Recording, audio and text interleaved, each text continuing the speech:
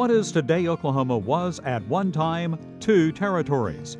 By 1905, Oklahoma Territory consisted of the western half of the present state, and Indian Territory occupied the eastern half.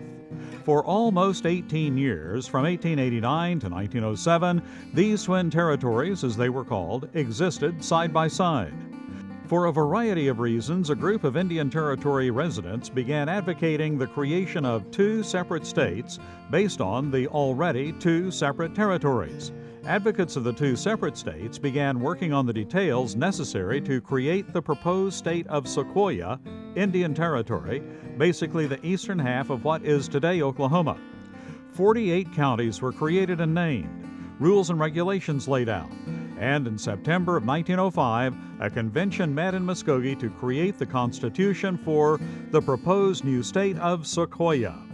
It was in this week of 1905 that the Constitution for the new state was voted on and officially approved. That document, created 110 years ago this week, was a model of progressive thought and action. Included in the document were such items as child labor legislation, business, monopoly, and trust regulation, as well as laws concerning banking and economic matters and land development.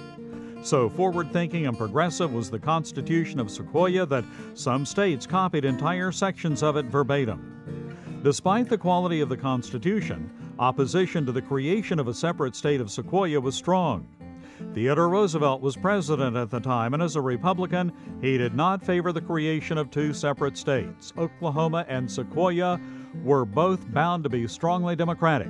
Two states would mean twice the number of Democratic senators and representatives, something that the Republican president was definitely against.